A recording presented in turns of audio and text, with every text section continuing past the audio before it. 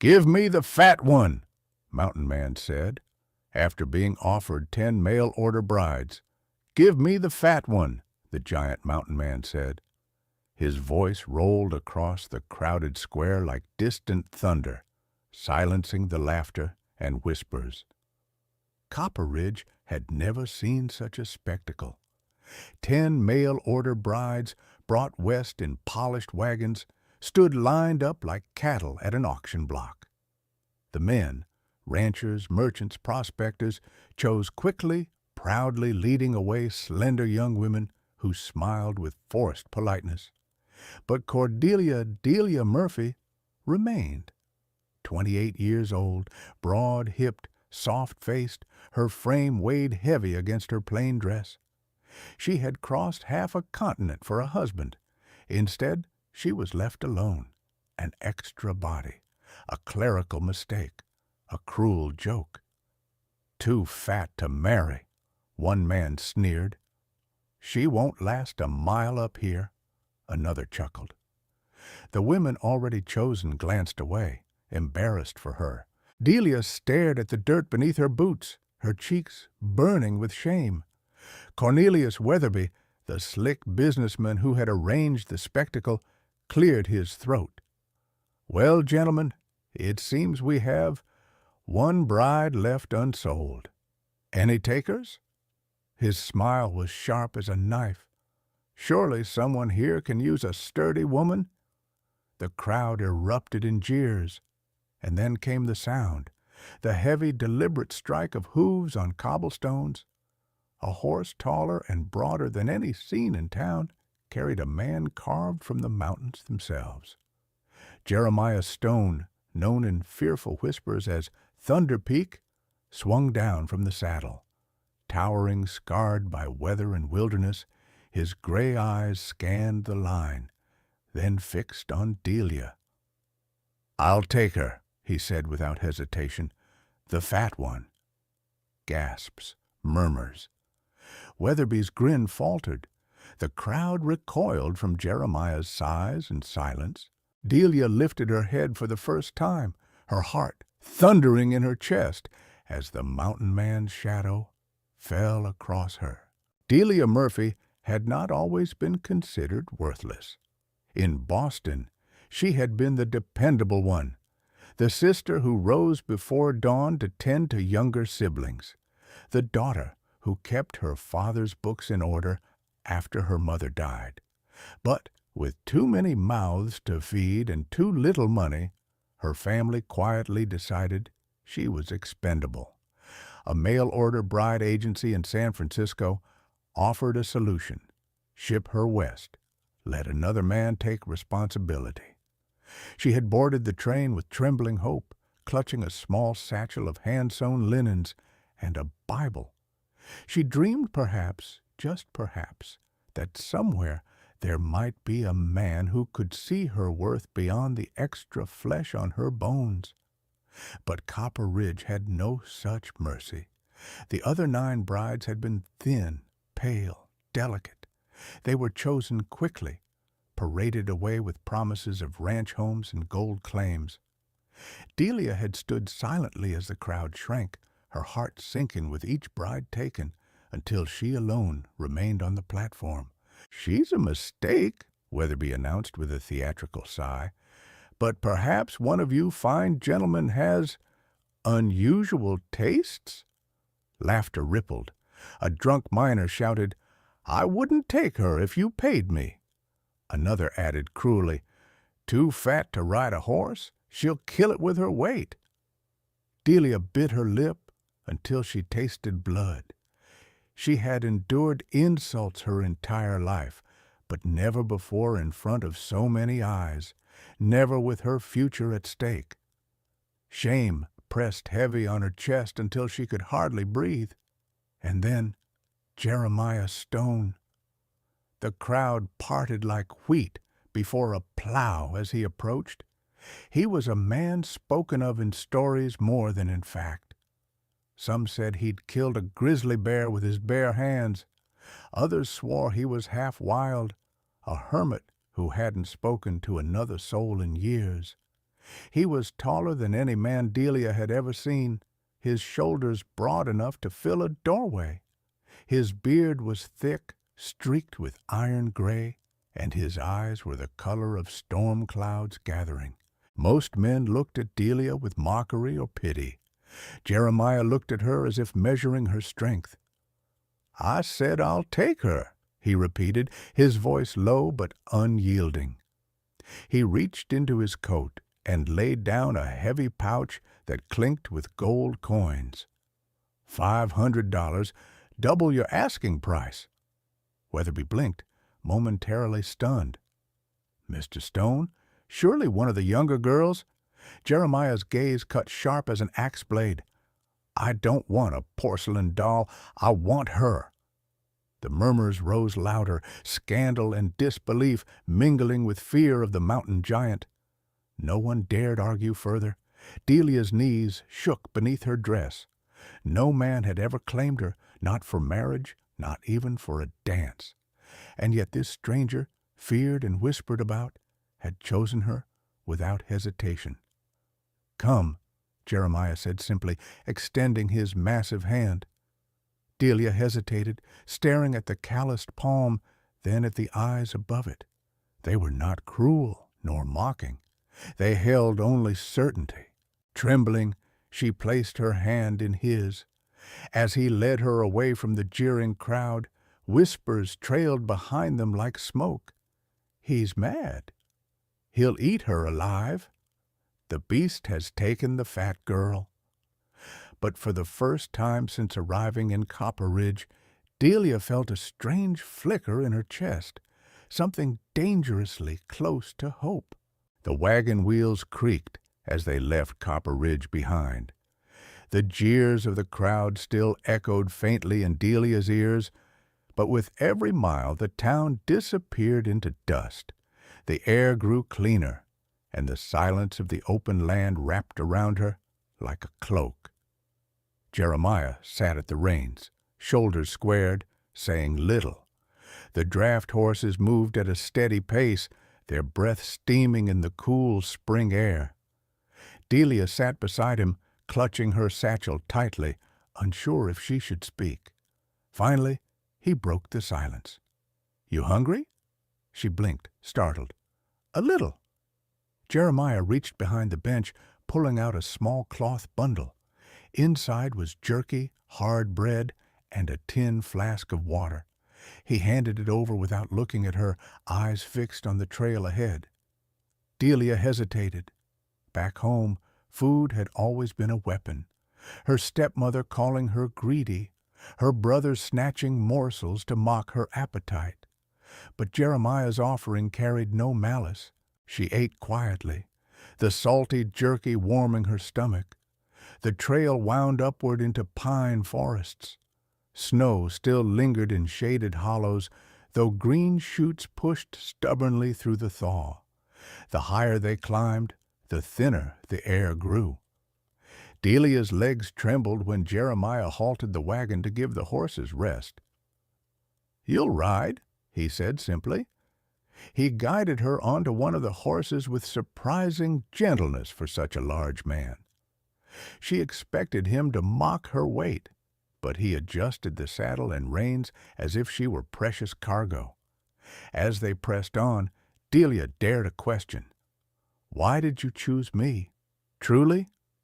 Jeremiah walked beside the horse, his stride long and tireless.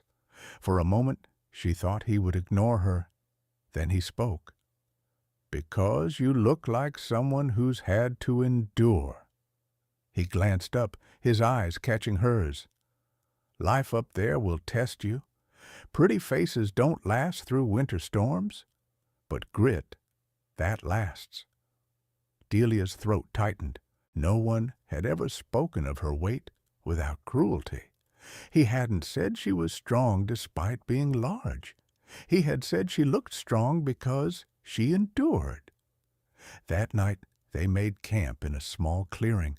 Jeremiah built a fire swiftly, stacking logs so the flames leapt high. He handed Delia a thick blanket made of wolf pelts, then set about cooking beans and salt pork in an iron pot. Delia watched him from across the firelight.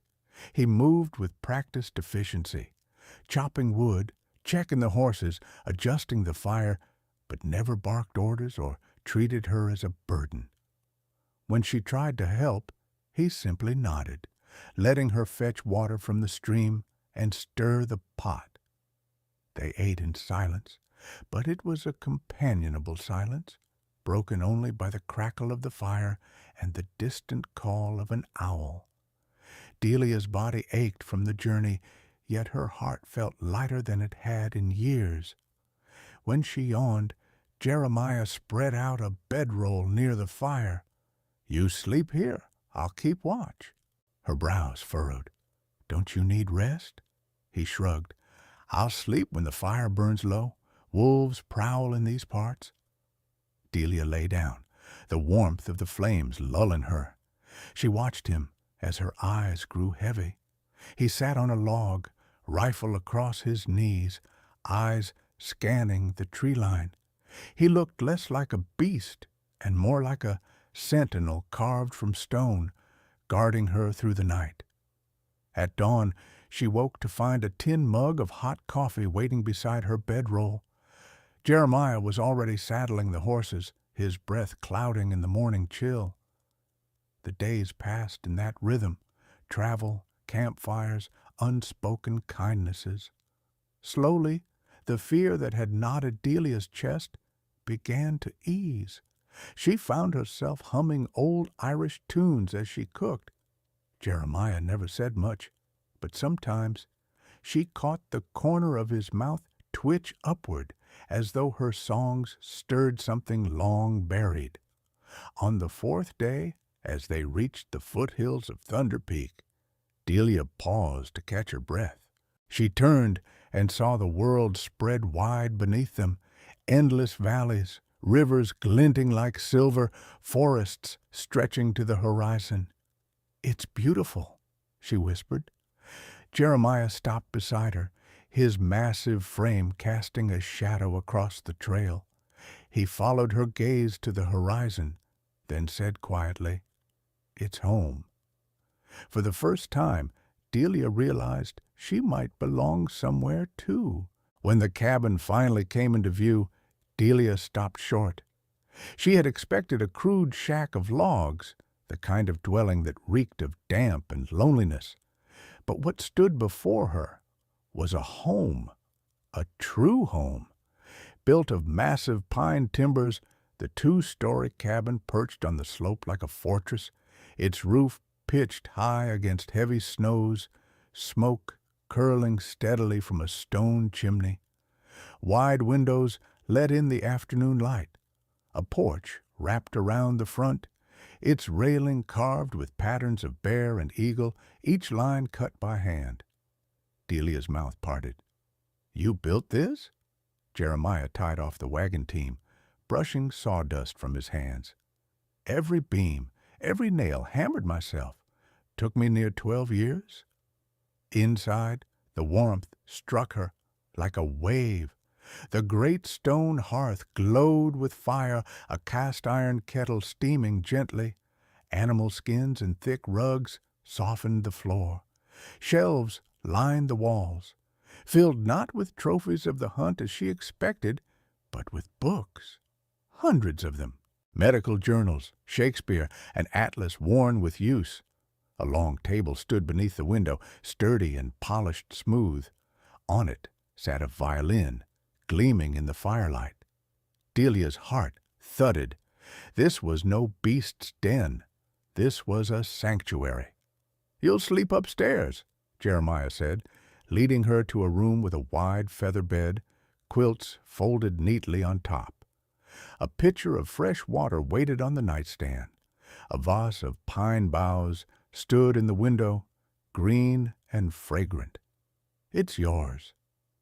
Delia touched the quilt with trembling fingers. No one had ever prepared a space for her before. Back home, she'd always been shoved into corners, told she took up too much room. Here, Jeremiah had given her a room bigger than anything she had known. That first evening, She cooked a meal with what she found in the pantry: beans, salted pork, onions. Jeremiah watched silently as she moved about the kitchen, his bulk filling the doorway. When she set the food before him, he bowed his head in thanks, his voice low but steady. "You cook like someone who knows hunger." Delia flushed. "And you eat like someone who's been alone too long." A shadow flickered across his scarred face, but then he gave the smallest of nods. The days that followed settled into rhythm. Jeremiah rose at dawn, splitting wood with the kind of strength that sent echoes through the valley. Delia woke to the sound of the axe, the smell of pine resin sharp in the cold air. She would set water to boil, bake biscuits, and sometimes fry eggs when he returned from tending the traps. When snow fell, she swept the porch, humming old ballads from Ireland. Jeremiah never asked her to stop. In fact, more than once, she caught him pausing at the door, listening. He taught her things too: how to carry wood without straining her back, how to sharpen a knife until it could cut silk, how to set a snare for rabbits. Once, he showed her how to fire his rifle. Her hand shook on the stock, but he stood behind her, his massive hands guiding hers. The shot rang out, echoing off the mountain, and she laughed, startled by her own success. Jeremiah's lips twitched, almost a smile. Every gesture was small, yet weighty. He always let her eat first. He patched a tear in her shawl without a word, the stitches neat and steady. One morning, she found a wooden comb on her nightstand, carved by his own hand, polished, smooth as glass. Little by little, Delia's fear ebbed. The voices of the town still haunted her, the laughter, the jeers, but they grew dimmer in the steady warmth of the cabin. She began to see herself not as a burden, but as a woman with a place. One night, as the wind howled outside and snow plastered the windows, Delia sat by the fire sewing. Jeremiah took the violin from its case. The bow drew across the strings, filling the cabin with a mournful hymn. His eyes closed, and for a moment the stone-hard mask of his face softened. Delia listened, her heart aching at the sorrow in the notes. When the song ended, she whispered, "That was beautiful." "It was Mary's favorite," he said quietly. "My wife, before she died." Silence hung heavy. Delia reached across the table, laying her hand over his. "I'm sorry." He didn't pull away. His fingers, rough and calloused, closed gently around hers. It was the first time he had touched her without necessity, and it was the first time Delia realized she wanted him to. Spring melted the deep snows of Thunder Peak, turning icy streams into torrents and filling the valleys with new life. For a time, Delia and Jeremiah lived in a peace she had never known. Yet peace on the frontier was always fragile.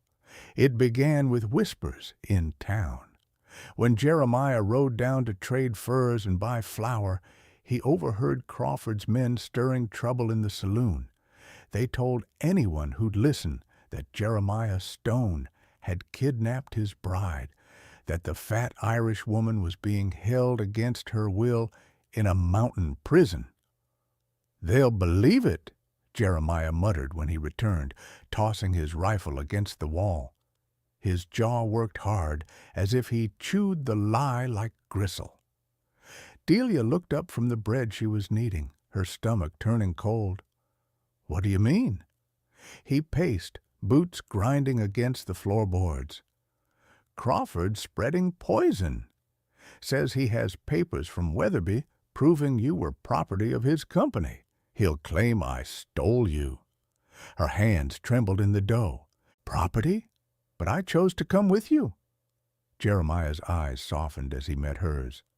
"I know, but men like Crawford don't care for truth. They care for gold. Delia sat, her knees weak. All her life she had feared being nothing more than baggage, something to be bartered or discarded. Now the world threatened to strip away even the fragile dignity she had begun to build. And worse, she saw something else in Jeremiah's eyes. Guilt. "What is it you're not telling me?" she asked quietly. He stilled. For a long moment the fire popped between them, filling the silence. Then he drew a long breath. "There is silver in these mountains," he said, "a vein richer than most men will ever see. I found it years ago after Mary and Thomas died. I kept it secret. Didn't want the town, didn't want the greed. I thought," his voice caught, "I thought it was cursed, that the mountain took my family as punishment for me finding its treasure." Delia's breath hitched. She stared at him, seeing not the unshakable mountain giant, but a man bowed by grief and superstition. "And now Crawford knows?" Jeremiah nodded. "Or suspects. Enough to stir trouble." The weight of his secret pressed down on both of them. Delia felt the fear of losing the life they had begun together. She also felt something sharper, hurt that he had carried such a burden alone, never trusting her with it until forced. "You should have told me," she whispered. His shoulders slumped. "I couldn't. Not after the life you had, being treated like you were nothing. I couldn't bear for you to think I brought you here because of riches. I wanted you to know you were enough." Tears blurred Delia's vision. She had spent her whole life invisible, unwanted, mocked. And here was this scarred, grieving man telling her she was enough. Still, the danger pressed hard. "What will they do?" she asked. "They'll come," Jeremiah said simply. His gaze turned to the window, to the jagged peaks beyond. "And when they do, we'll stand." That night, Delia lay awake in the feather bed, listening to Jeremiah move about below. She heard him oiling the rifle, stacking firewood, preparing as though war crouched just beyond the tree line. Sleep eluded her. She turned over his words in her mind. You were enough. For the first time, she realized she was not afraid of Crawford, not even of the lies. What terrified her was the thought of losing Jeremiah to bullets, to bars, to despair.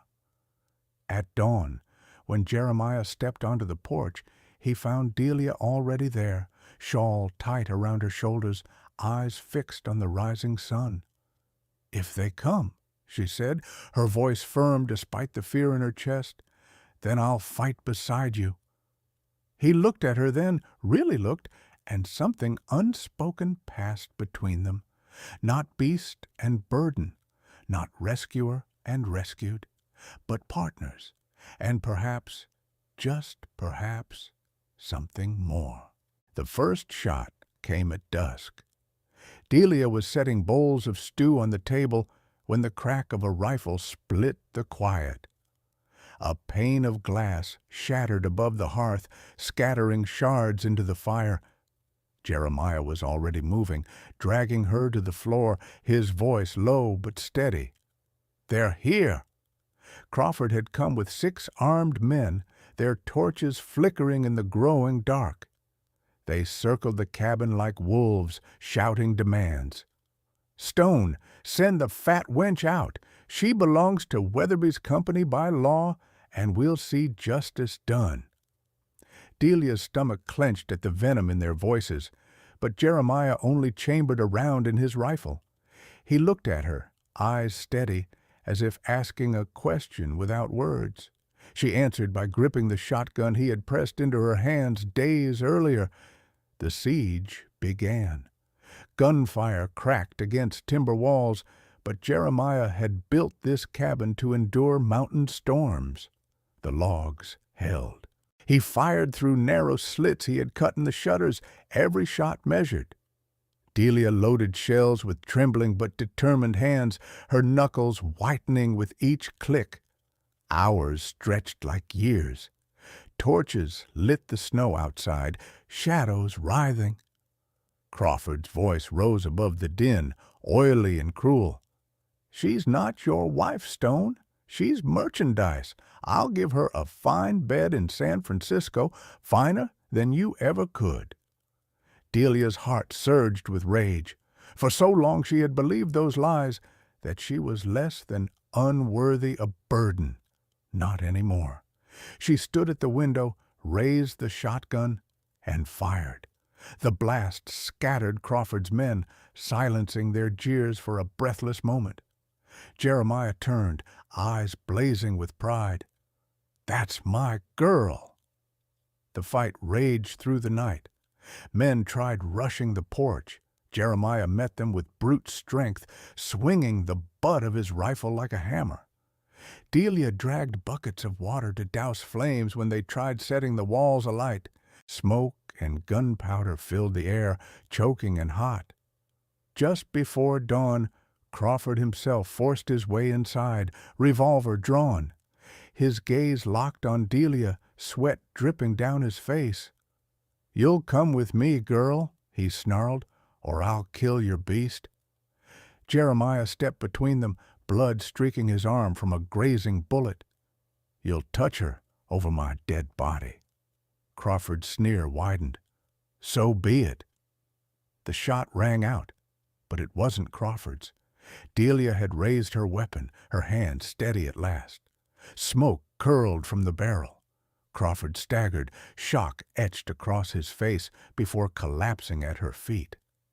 Silence followed. Outside, the remaining men fled into the trees, their courage broken. The siege was over.